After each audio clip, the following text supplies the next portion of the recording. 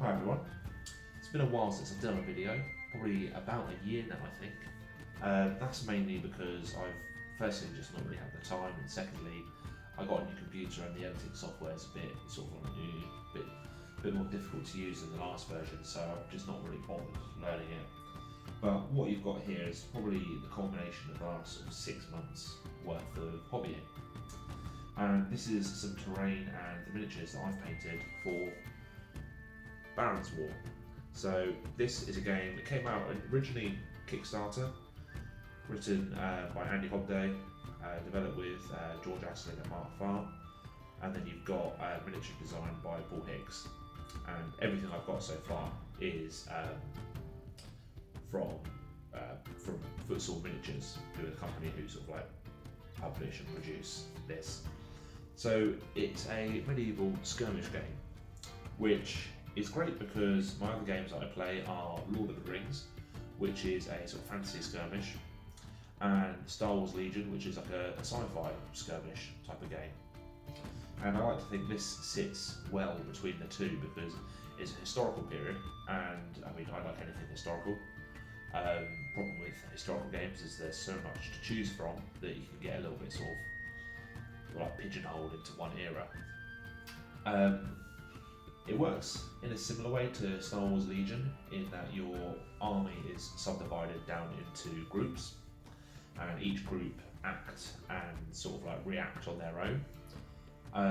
It's not a you go, I go, you go, I go as such. It's sort of like, well, it is you go, I go, but you have to be thinking ahead because not only can you take an action, but you can react if someone's doing something. But that reaction effectively is your action.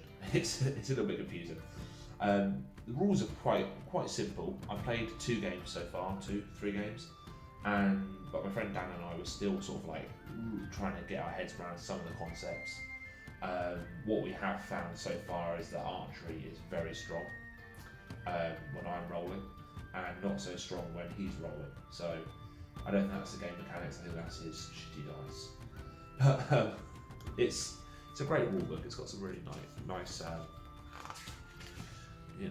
nicely painted models and illustrations. And the one complaint I would have really is that the rule book doesn't seem to be set out in a logical manner. There's some things that we come across and we're like, oh, okay, well, surely we've got to go back to that page. Then we don't. What I do like actually is that because it is a specific era and it is not sci-fi or historical, you've got very standard troops. You've got effectively sort of like untrained or semi-trained troops. So spearmen, archers, that sort of thing.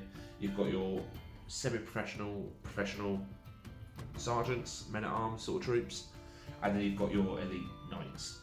You've got sort of like a bit of leeway back and forth because you can give each troop type a level, so it starts as green and then irregular and then veteran.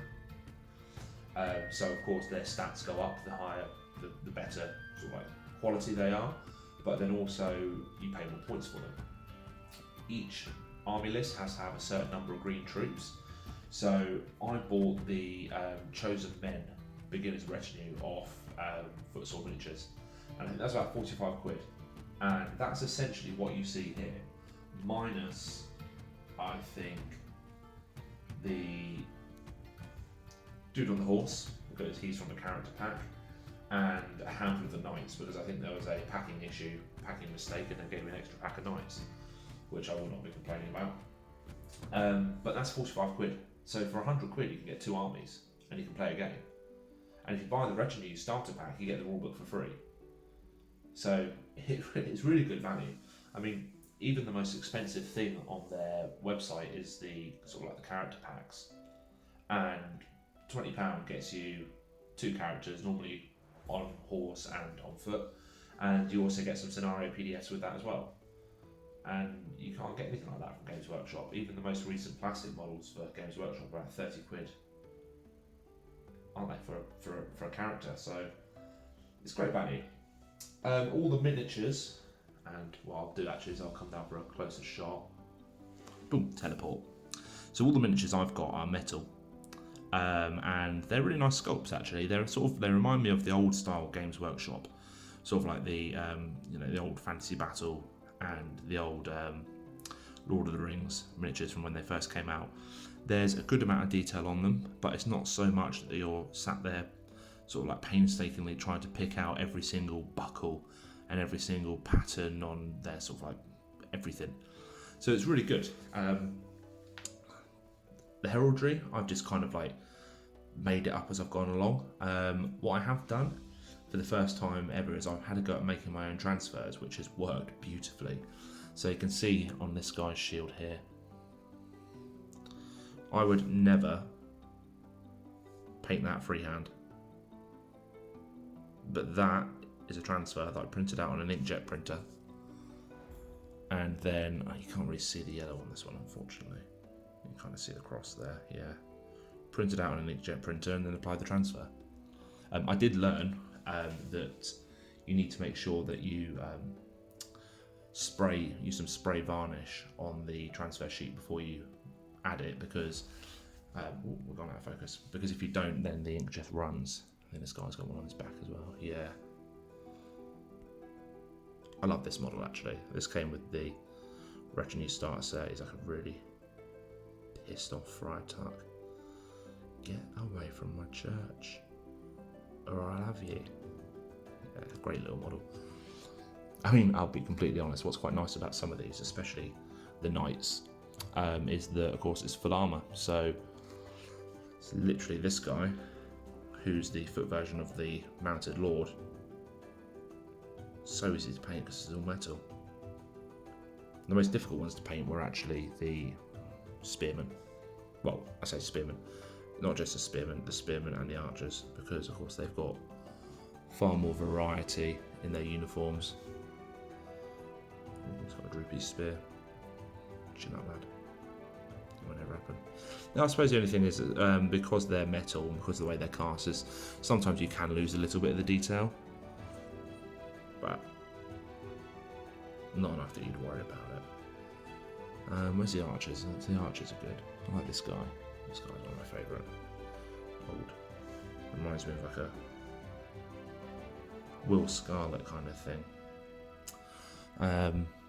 But it's, yeah, I mean, they're lovely models to paint. The game so far has been good. We've enjoyed it. I suppose any sort of prizes for people for where I've taken some of the inspiration for the colours of the heraldry I've gone for. This one in particular, I've kind of house ruled it where when I'm playing now, he has to be the last one to die in the group because it is but a scratch. But yeah, let's have a bit of a look at the terrain. So, in fact, I might do the terrain video in a separate one. Yeah, I'll do a separate video for that. But yeah, I mean, I hope you've all enjoyed this. Concrete floor, so it's a brilliant game. It's great fun. I should show this off as well. I printed this on my. I mean, it's a terrible inkjet printer that I had when I went to university over 10 years ago, and this is the Bishop of Winchester, his coat of arms. I've just lifted it. It is upside down. It should be that way up, but I naffed up when I did it. But just printed that off the internet, loaded it into Photoshop, adjusted the settings a bit, and yeah, perfect. But yeah, I'll be doing a lot more with this stuff. I've got some extra bits coming. I bought myself some more sergeants with spears. I bought myself some mounted sergeants with spears and some with hand weapons, and I'm loving this game at the moment. It's great fun. Slow because we're still learning, but it's so much fun.